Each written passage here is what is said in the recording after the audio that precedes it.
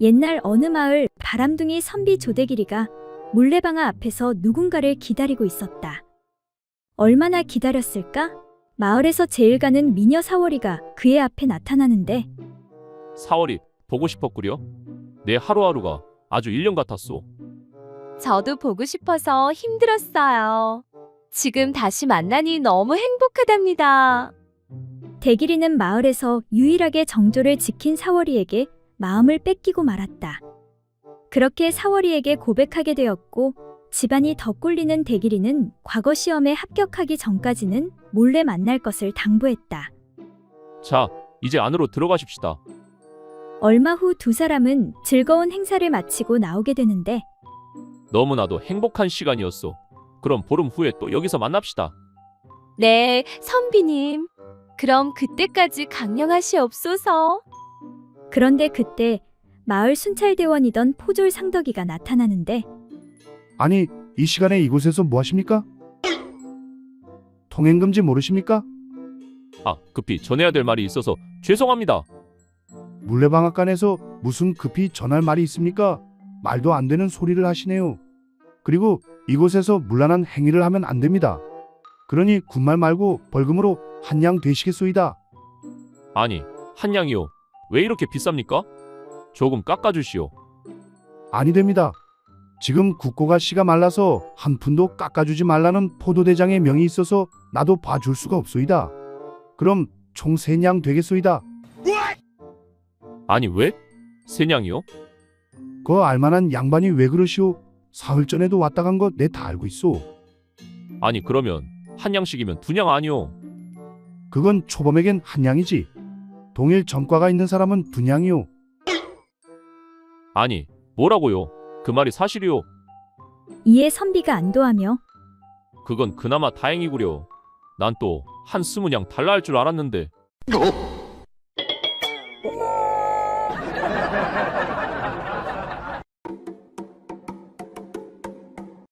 옛날 어느 마을에 80이 다 된 노인이 갓 20을 넘긴 처녀와 결혼을 하게 되었다. 그런데 막상 결혼은 했지만 소중이가 잘 작동이 되지 않아 걱정이었다. 아니, 이놈의 소중이가 왜 말을 안 듣는 것이냐? 그래서 며칠 후 노인은 한약방을 찾아갔다. 저기, 의원 양반, 이거 얘기하기가 좀 쑥스러운데 내가 젊은 처녀와 결혼을 했는데 아무래도 잠자리가 잘 되지 않아 걱정인데 뭐 좋은 방법이 없겠어? 그 말을 들은 의원이 말했다. 정말 축하드립니다, 어르신. 나이가 많으시니 아무래도 밭일을 하시자면 무리가 따르겠지요. 하지만 걱정 마십시오. 제가 기가 막힌 환약을 지어드리겠습니다. 밭일이 생각나실 때마다 충분한 물과 함께 3알씩 드시도록 하십시오. 그 말을 들은 노인은 기쁨을 감추지 못하는 표정으로 약을 사서 돌아갔다.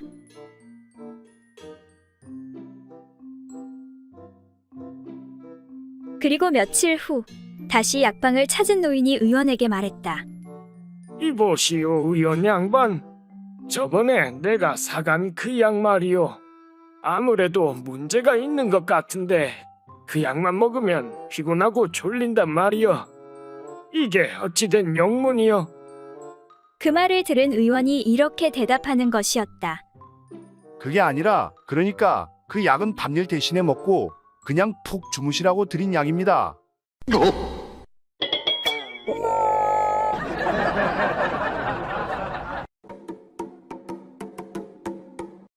오늘도 밖에 나갔다가 술 깨나 마시고 들어온 어느 남편이 재미있다는 듯 자기 아내에게 이야기했다. 여보, 건넌 마을에 사는 배씨 녀석 알지? 그런데 말야, 그 녀석한테 아주 망측한 병이 생겼다고 하는군. 어떤 병인데 그래요? 응, 그러니까 시도 때도 없이 그것이 빳빳해져서 고생이 대단하다는 거야. 그 말을 들은 아내가 매우 부럽다는 표정을 지으며 말했다. 제발이지 그 병을 당신 것과 바꿀 수는 없을까요?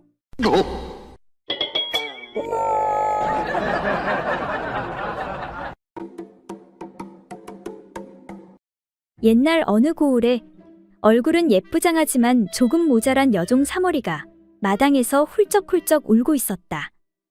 이때 그것을 본 엉큼한 주인 양반이 사머리를 방으로 불러들인 후 위로해주는 척 물었다. 예, 사모라. 너 아까부터 왜 그리 울고 있는 것이냐? 하도 망측해서 말씀 올리지 못하겠습니다요. 글쎄 저 머슴 돌쇠 녀석이. 그래, 돌쇠란 녀석이 어쨌다는 거냐? 괜찮다. 날 아버지처럼 생각하고 숨김없이 말해보거라. 여종이 훌쩍이고 나서 입을 열었다. 글쎄 돌쇠 녀석이 소녀를 뒷동산 참나무 숲속으로 데리고 가서는 뭐 숲속으로 데리고 들어가? 이런 몹쓸 놈이 있나? 그래서 돌쇠 그놈이 허튼 짓을 한 모양이구나. 이에 주인 양반은 사머리의 손을 슬쩍 잡으며 물었다. 이렇게 널 희롱하였느냐? 아닙니다. 그것보다 훨씬 더 심한 짓을 했사옵니다. 갑자기 소녀를 땅에 쓰러뜨리고. 그 말에 주인 양반이 여종을 은근히 끌어안으며 말했다. 그러니까 쓰러뜨리고 나서 이렇게 껴안았단 말이냐? 아닙니다. 그것보다 더 심한 짓을 했사옵니다. 주인 양반은 다시 사머리의 양가슴에 손을 넣으며 말했다. 그럼 가슴을 이렇게 했단 말이냐? 아니옵니다. 그것보다 더 심한 짓을 했사옵니다. 뭐라? 그럼 치마 밑으로 손이라도 넣었다는 것이냐? 이런 고얀 놈. 그러니까 이렇게 했단 말이냐? 하며 또 손을 치마 밑으로 넣었다. 아니옵니다. 그것보다 더 심한 짓을 했사옵니다. 그렇다면 속옷 속으로 손을 쑤셔넣고 이렇게 했단 말이냐? 주인 양반이 사머리의 속옷 속에 손을 들이밀며 물었다. 네, 주인어른, 바로 그렇게 했습니다. 세상에 이런 몹쓸 놈이 다 있느냐? 그리고 또, 그래, 또 그 다음엔 어떻게 하더냐? 네, 그리고는 자신의 바지랑 속고이를 내리고, 뭐라? 이런 천하의 망할 놈이. 그래서 너는 가만히 있었느냐? 아무래도 돌쇠놈 힘이 세니 내가 어쩔 수 없었겠구나. 그러자 사머리가 벼랑간 주인 양반의 따귀를 불이 번쩍 나게 후려갈겼다. 아니옵니다. 그래서 저도 이렇게 따귀를 때려 주었사옵니다. 이에 주인 양반은 아픔을 참으며 다시 물었다. 아이고, 이런 고얀 돌쇠놈을 봤나? 그래, 그 다음엔 또 어떤 짓을 하였느냐? 돌쇠놈이 거기서 멈추진 않았을 텐데 넌 또 가만히 있었느냐? 그러자 사머리가 이번엔 주인 양반의 방울주머니를 힘껏 후려차버렸다. 이렇게 혼쭐을 내줬어요.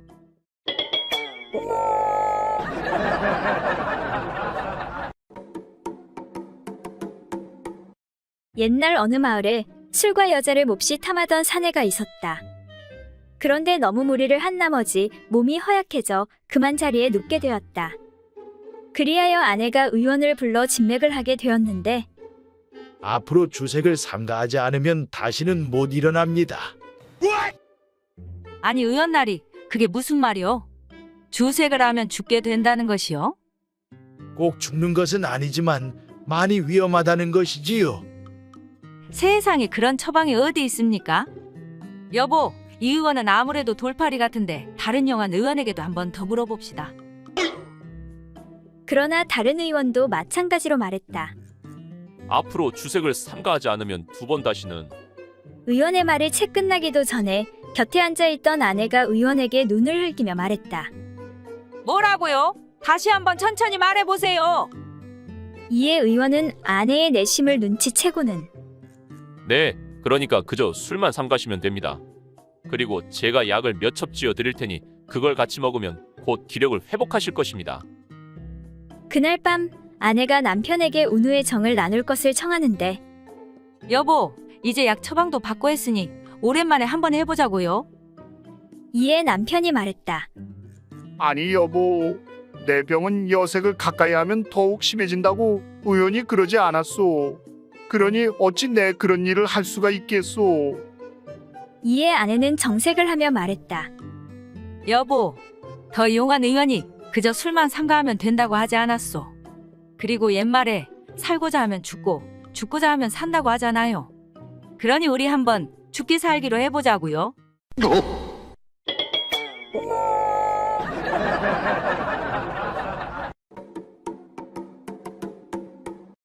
옛날 어느 마을에 좀 어리숙한 여인이 살고 있었다. 그러던 어느 날 생선 장사가 집 앞을 지나며 소리를 질렀다. 앞으로 주면 3마리, 뒤로 주면 2마리. 앞으로 주면 3마리, 뒤로 주면 2마리. 그 말의 뜻은 앞에 있는 것은 작아서 3마리씩 주고 뒤에 있는 것은 커서 2마리씩 준다는 것이었다. 그런데 어리숙한 여인은 그것을 달리 이해하고 생선 장사에게 말했다. 난 앞을 대줄 테니 3마리만 주시오. 하고는 생선 장사에게 몸을 바쳤다. 그리고는 생선 3마리를 얻어서 일터에서 돌아온 남편에게 구워주었다. 그러자 남편이 맛있게 먹고는 아내에게 물었다. 그런데 이것은 어디서 생긴 생선이요? 그러자 아내가 자랑스럽게 자초지종을 이야기해 주었다. 남편이 듣고 보니 기가 막힌 일이었으나 맛있게 먹은 뒤인지라 좋은 말로 타일렀다. 앞으로는 절대 그런 짓 하지 마시오. 알겠소? 네, 알겠어요. 꼭 명심하겠습니다. 그런데 이튿날 또 생선이 밥상에 올랐다. 아니, 이건 또 웬 생선이요? 그러자 아내가 말하길. 앞으로는 그런 짓 절대 말라고 해서 뒤로만 그런 짓을 했어요. 남편은 어이가 없었으나 이번에도 좋은 말로 타일렀다. 이제는 뒤로도 그런 짓은 절대 하지 마시오. 아시겠소? 네, 알겠어요. 꼭 명심하겠습니다. 이번에도 아내는 순순히 대답했다. 그런데 그 다음날 또다시 생선 반찬이 밥상에 올랐다. 남편은 두 눈이 휘둥그레져서 아내를 쳐다보고 물었다. 아니, 이게 또 어떻게 된 것이오? 그러자 아내가 아무런 거리낌도 없이 대답했다. 당신이 앞으로도 하지 말고 뒤로도 하지 말래서 앉아서 했어요.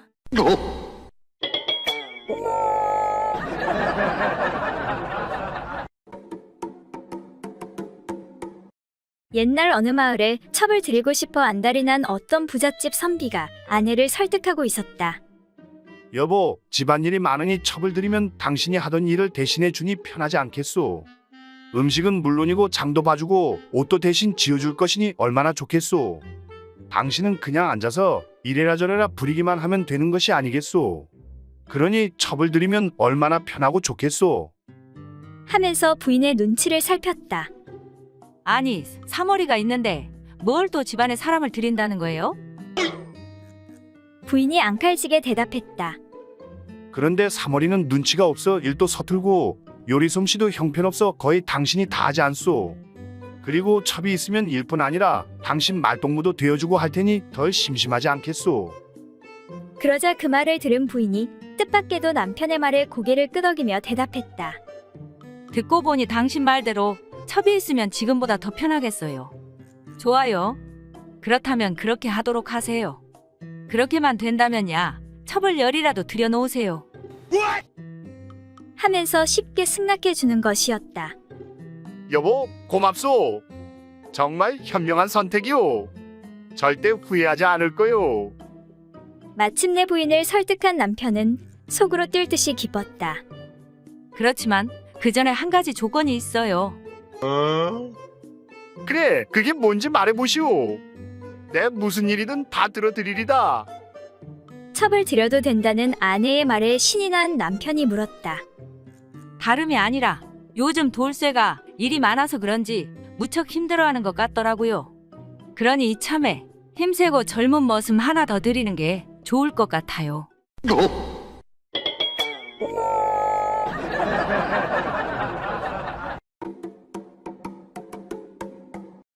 옛날 어느 마을에 어떤 생원이 포천으로 갈 일이 있어서 저녁에 여종을 불러 말했다. 예, 사모라. 내가 내일 아침 일찍 포천에 갈 일이 있으니 너는 서둘러 일어나 아침밥을 지어 놓도록 해라. 알겠느냐? 예, 알겠습니다. 생원 어른. 그렇게 이튿날 잠이 덜 깬 여종은 피곤한 몸을 무릅쓰고 일찌감치 일어나 새벽밥을 지어놓고 주인이 나오기만을 기다렸다. 그런데 어찌된 일인지 인기척도 없고 시간이 지나도 도무지 주인이 나올 기미가 안 보였다. 기다리다 못한 여종이 궁금증을 참지 못하고 문구멍을 통해 살짝 안방을 들여다보는데 허, 여보 마누라, 내일 일찍 포천에 가야 한다고 하지 않았소? 아니, 잘 자는 사람 새벽에 깨워놓고 어찌 그냥 가신다는 것이오? 그러지 말고 한 번만 더 해주고 가시오. 아니, 벌써 몇 번째 하자는 것이오? 그렇게 두 내외가 뒤엉킨 채 날이 훤히 밝은 줄도 모르고 그 짓을 하고 있는 것이 아닌가. 이에 여종은 화가 치밀어 올랐다. 아니 뭐야? 나는 잠도 못 자고 일어나서 새벽밥을 해놓았더니 이 인간들이 무슨 포천 갈 준비를 저렇게 하는 거야? 이때 마침 우리에서 막 나온 닭들이 뜰에서 모이를 쪼다가 여종 근처에 오더니 갑자기 거기서 수탉이 암탉개 등에 올라타 그 짓을 하는 것이 아닌가. 이에 화가 난 여종은 닭들을 발로 차쫓으면서 크게 소리쳤다. 야, 이것들아, 저리 안 가. 너희들도 이러는 것을 보니 포천에 가려고 준비하는 게냐? 저리 안 꺼져? 여종의 소리에 놀란 생원은 마침내 기침 소리를 내며 아침밥을 기다리는데 얘야, 미안하구나. 내가 일찍 일어난다는 것이 그만 이렇게 되었구나. 아니, 그런데 왜 아침부터 이렇게 닭을 잡아가지고 왔느냐? 네, 생원어른. 아, 글쎄 이 닭놈이 지들도 포천 가겠다고 글쎄 좀 전에 생원어른과 안방마님이 하던 것처럼 뒤로 앞으로 올라타 흔들어 제끼면서 버릇없이 감히 생원어른의 흉내를 내지 않겠습니까? 그래서 닭들이 따라가면 귀찮으실 것 같아 모가지를 비틀어 버렸습니다. 이에 무안해진 생원이 아이고 참, 그래도 그렇지. 그렇게까지 할 필요가 있었느냐? 아니, 그건 그렇고 왜 닭다리는 없는 것이냐? 네, 생원어른. 혹시라도 이놈이 뱃속에서도 그 짓거리 하면 안 되니까 다리는 제가 먹었습니다. 그렇게 생원은 대충 아침밥을 먹고 급히 포천으로 출발했다고 한다.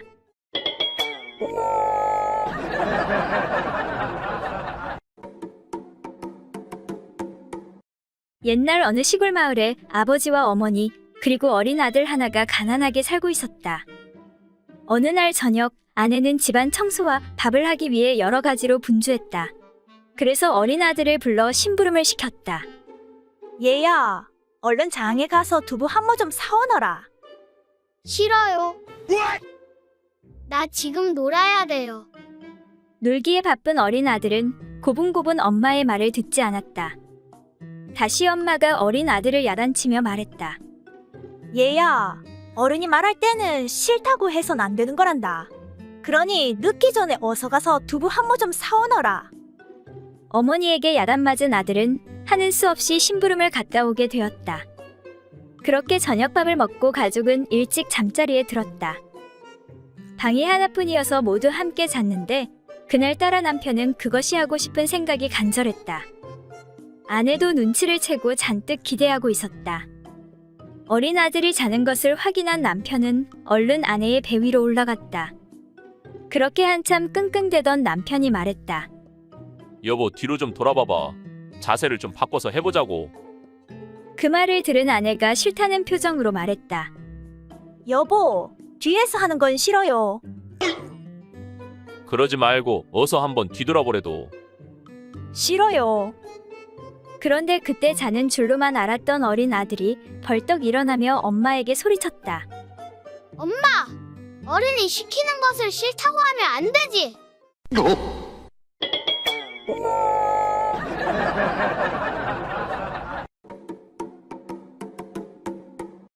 옛날 어느 마을에 글줄 꽤나 읽는다는 선비들이 술집에 모여 자리를 하게 되었다. 시간이 흘러 모두 술이 거나하게 취하자 풍류에 대해 논하게 되었다. 한 선비가 먼저 말하길. 우리 어떤 소리가 가장 아름다운지 한번 이야기나 나눠보세. 그래, 그거 좋지. 그런 말이 나온 김에 내가 먼저 하도록 하지. 가장 아름다운 소리란 모름지기, 달빛 고요한 맑은 밤, 밝은 달에 구름 지나가는 바람 소리가 제일 아름답지 아니한가? 이에 다른 선비가 말하길. 그거 참 좋구만. 그렇다면 내가 생각하는 최고의 소리는 단풍 든 가을산 바람 앞에 원숭이 우는 소리가 최고라고 할 수 있지. 그러자 다른 선비가 말하길. 다들 무슨 그런 뜬구름 잡는 소리를 하는가? 내 생각엔 새벽 창가에 졸음이 밀리는데 술독에서 졸졸졸 술 거르는 소리가 제일이고 말고 그 소리만 들으면 자다가도 정신을 번쩍 차리지. 이어 옆에 선비가 말하길. 다들 점잖은 척 하기는 우리들 사이에 무슨 체면을 따지시나. 내 생각엔 뭐니 해도 가장 듣기 좋은 소리는 말이야. 야심한 밤 물레방앗간에서 들리는 가죽 방아 찍는 소리가 최고 아니겠는가? 그때 마지막 선비가 말하길. 정말 자네의 재치는 못 당하겠군 그래. 모두들 말이 다 일리가 있지만 내가 가장 좋아하는 소리는 뭐니 해도 누가 내 대신 술값 계산해 주는 소리라네.